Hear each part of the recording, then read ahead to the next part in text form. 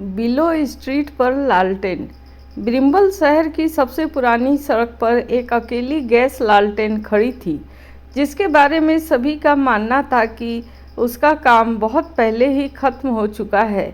नए electric lamp ज़्यादा तेज़ रोशनी देते थे, दुकानों की खिड़कियां देर शाम तक चमकती रहती थी और जल्दबाजी में गुजरने वाले लोग शायद ही उस टेढ़े मेढ़े लोहे के खंभे पर ध्यान देते थे जो पत्थर की सड़क की ओर झुका हुआ था, मानो वह नीचे चलने वालों के कदमों की आहट सुनना चाहता हो।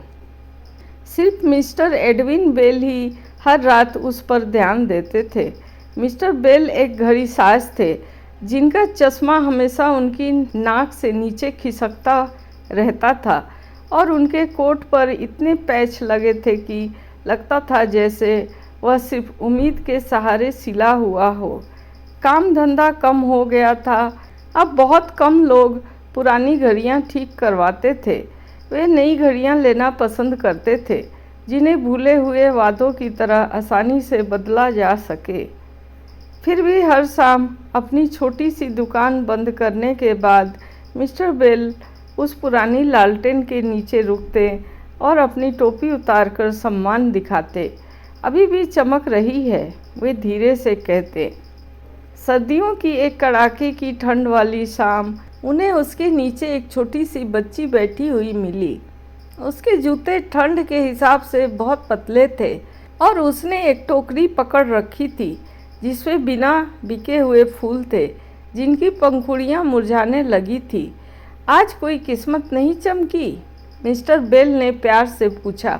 बच्ची बहादुरी से मुस्कुराई। लोग तब फूल खरीदते हैं जब जिंदगी खुशहाल लगती है, उसने जवाब दिया। आज ज़्यादा खुशहाल लोग नहीं हैं। मिस्टर बेल ने अपनी जेबें टटोली और उन्हें बस कुछ सिक्के मिले, इतने कम कि मुश्किल से उनके अपने रात के खाने का इंतजाम हो पाता। फिर भी उन्होंने उसकी टोकरी के सारे फूल खरीद लिए। जब बच्ची शुक्रगुजार नज़रों के साथ तेज़ी से घर की ओर गई तो घड़ीसाज अपनी खाली दुकान में लौट आए, साथ में ऐसे फूल लिए हुए जिनकी उन्हें कोई ज़रूरत नहीं थी। अगली सुबह एक अजीब बात हुई।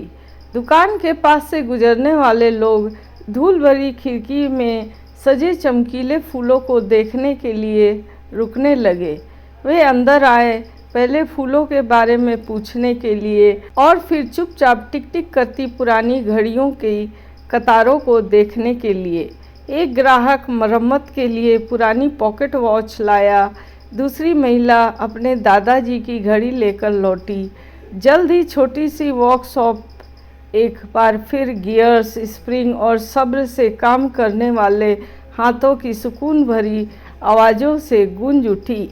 हफ्ते बीत गए और धीरे धीरे काम धंधा वापस पटरी पर आ गया। जब बसंत आया तो मिस्टर बेल ने उस फूल बेचने वाली लड़की को धन्यवाद देने के लिए ढूंढा, लेकिन किसी को नहीं पता था कि वह कहाँ चली गई थी। कुछ लोगों का कहना था कि उसका परिवार दूसरे शहर चला गया है, दूसरों का कहना था कि उसने वहाँ पहले कभी फूल नहीं बेचे थे। मौसम की पहली गर्म शाम को मिस्टर बेल हमेशा की तरह पुराने लालटेन के नीचे खड़े थे। इस बार उन्होंने पीतल की एक प्लेट देखी जिस पर वर्षों से उनकी नज़र नहीं पड़ी थी। उस पर लिखा था, सबसे छोटी रोशनी अक्सर सबसे बड़ी नेकी का रास्ता दिखाती है।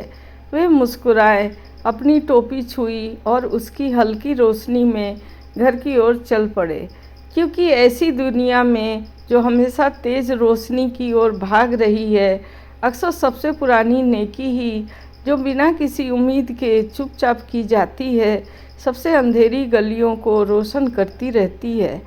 अब यह कहानी ख़त्म होता है। थैंक्स।